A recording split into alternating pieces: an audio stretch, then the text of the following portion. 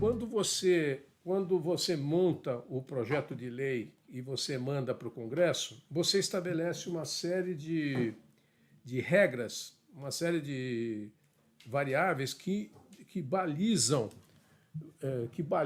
esse orçamento, né? Primeiro, vamos entrar em outubro. Dia 1º de outubro é o espaço em que você começa a receber no Congresso as emendas de receita e despesa e de texto. E, provavelmente, a data que deveria estar para receber o autógrafo presidencial, ou seja, a assinatura do presidente, é lá em 22 de dezembro. Quando a gente olha aqui, ele está estimando um PIB nominal para o ano que vem de 10,6 trilhões de reais.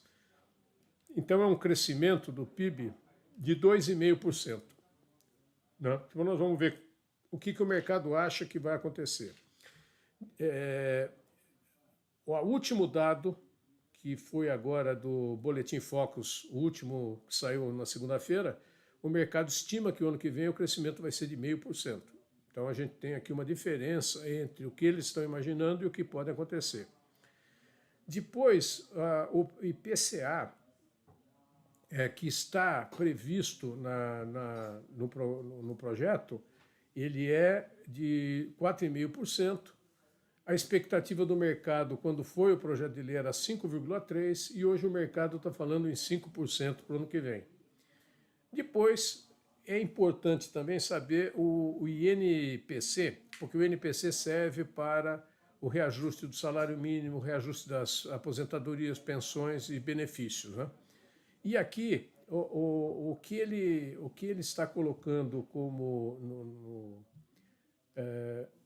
expectativa é maior do que a expectativa do mercado, né?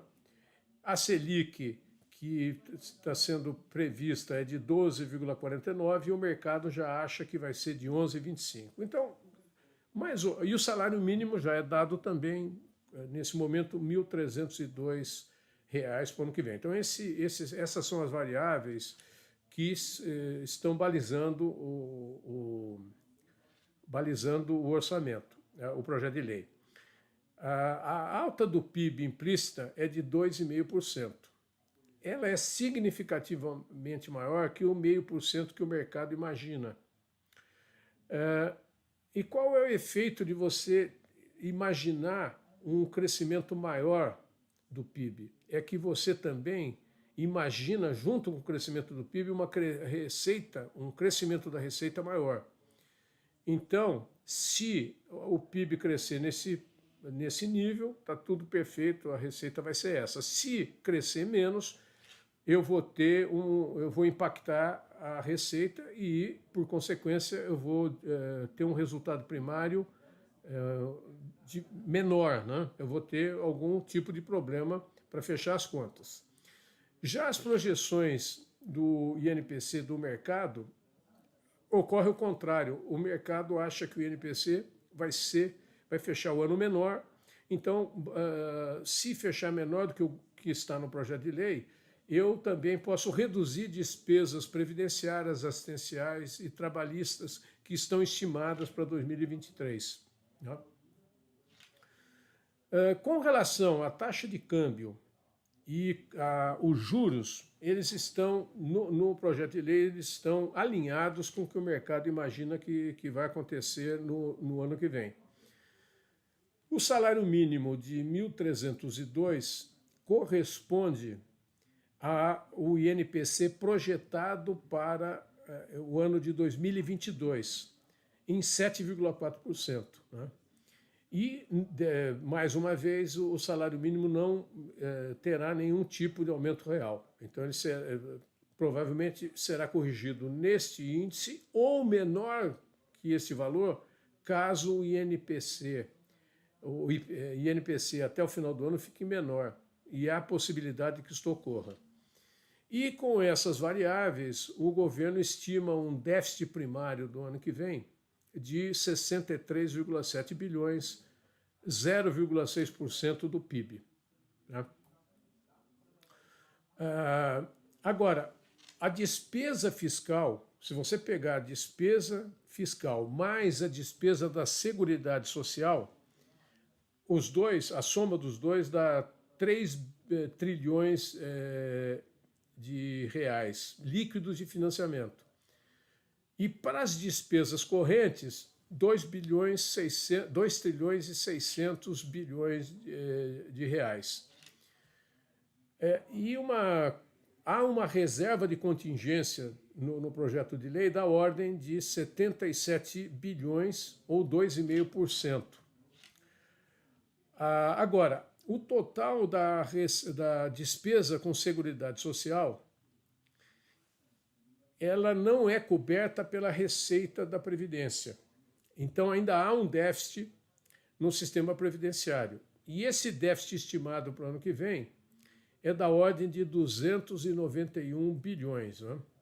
Então, esses 291 bilhões, eles são pagos com o orçamento fiscal, ou seja, com as receitas tributárias e taxas da União é que vão pagar essa diferença.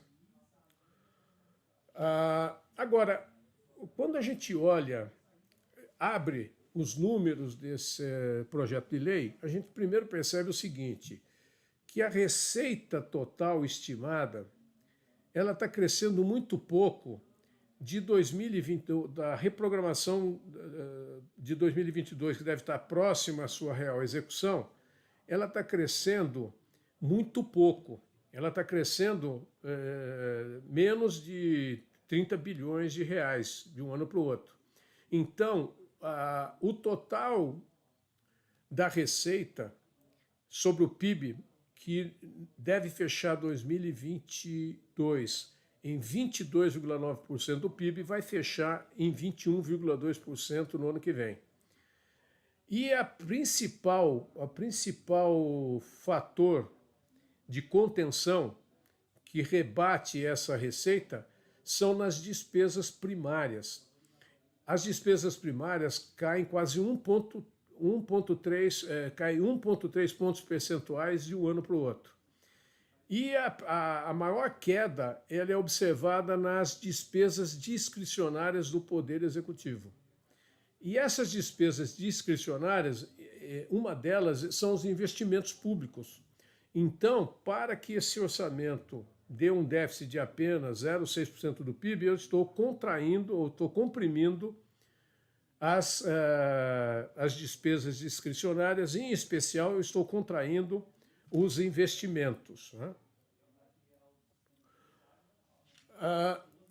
Aí, se você vai olhar o total de despesa primária, ele tem um teto de gastos. Né? Vamos lembrar agora do teto de gastos. Em 2022, esse teto era 1,6 trilhões de reais, e pela regra do teto, em que você aumenta pela inflação média, medida até um período do ano, há o ano que vem uma possibilidade de um teto de 1,8 trilhões de reais, é o limite do teto de gastos. Né?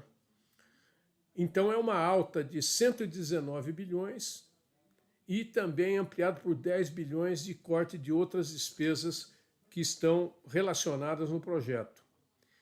Agora, como é que é esse aumento? Quais são as áreas que receberam aumento?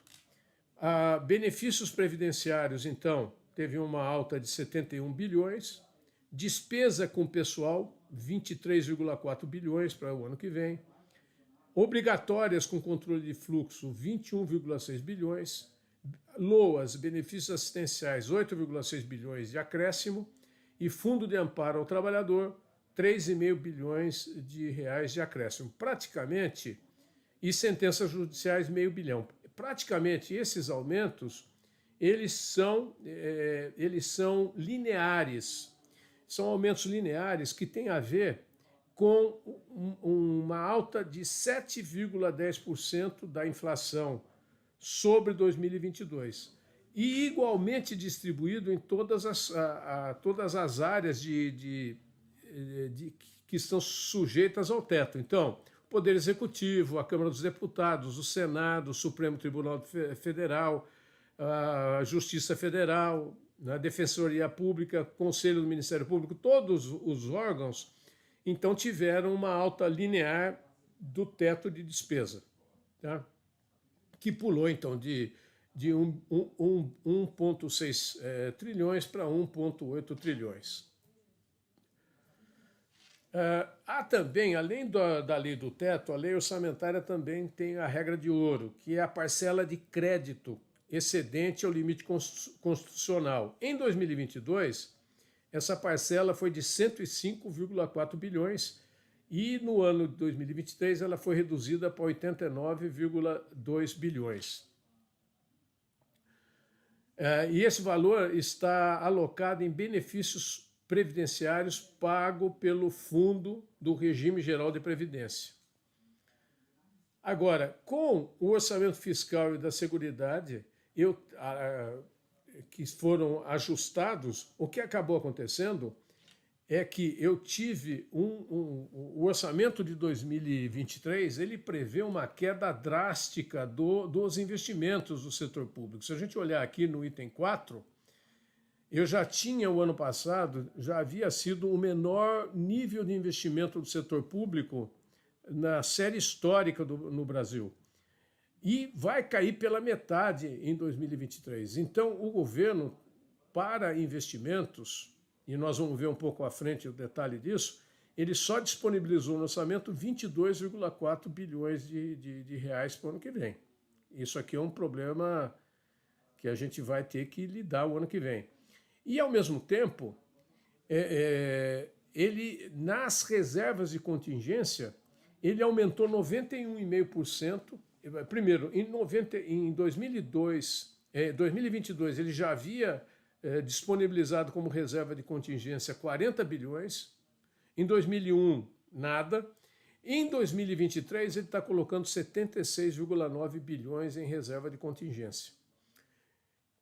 Então, eu tenho uma série desses números que vão levar o ano que vem a uma necessidade de acomodação, uma necessidade de um grande esforço de negociação com o Congresso para ajuste desses números. Esforço que começa já nesse ano, porque até a assinatura do presidente ainda deve ocorrer, podem ocorrer ajustes. Então, esses números são preliminares, né?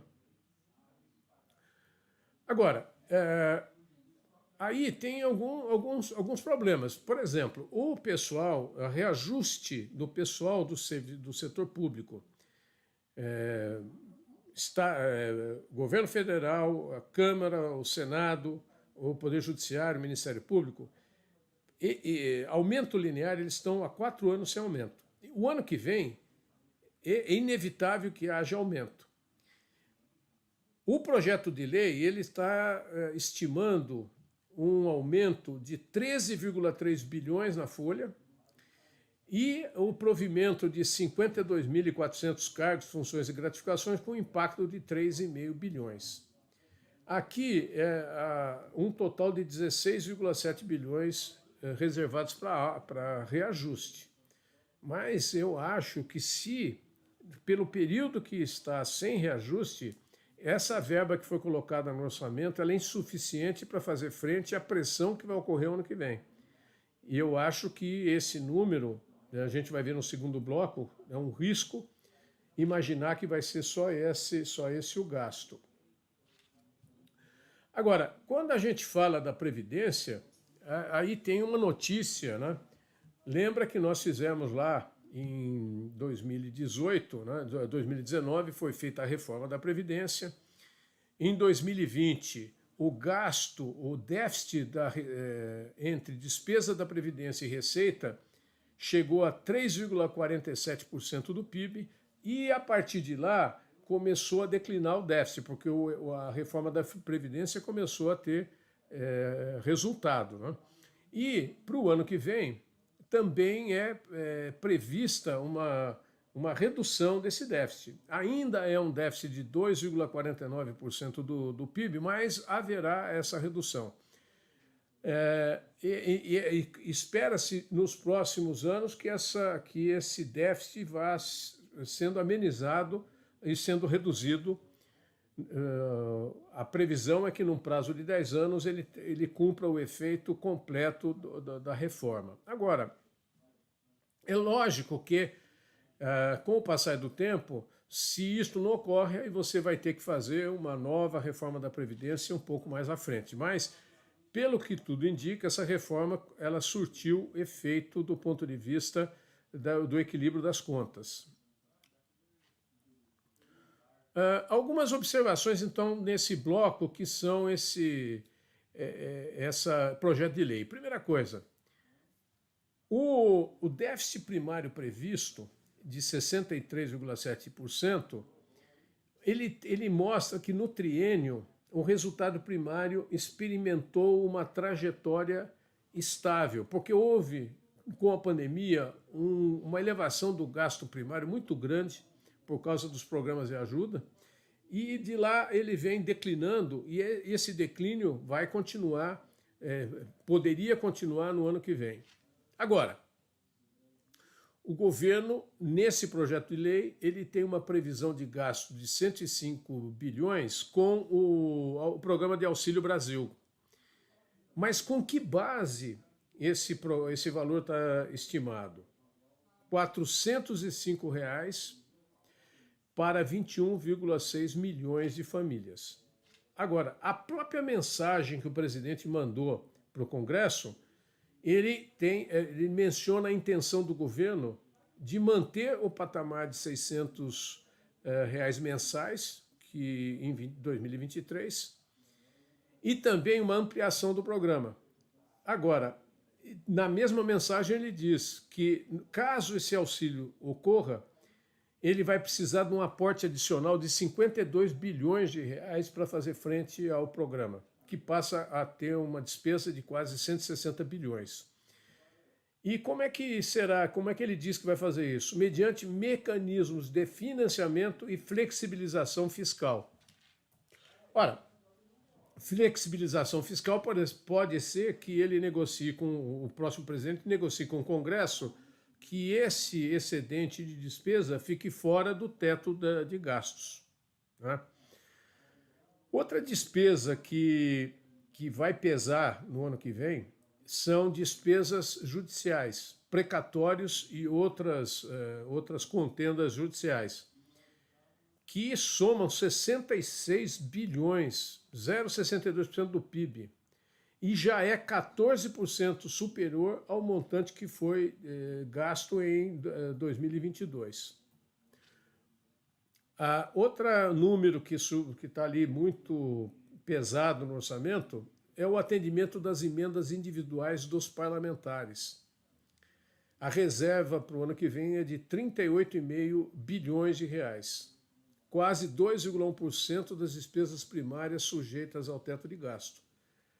Só que, quando você vê quanto foi reservado em 2022, aqui é uma alta de 137% previsto para o ano que vem.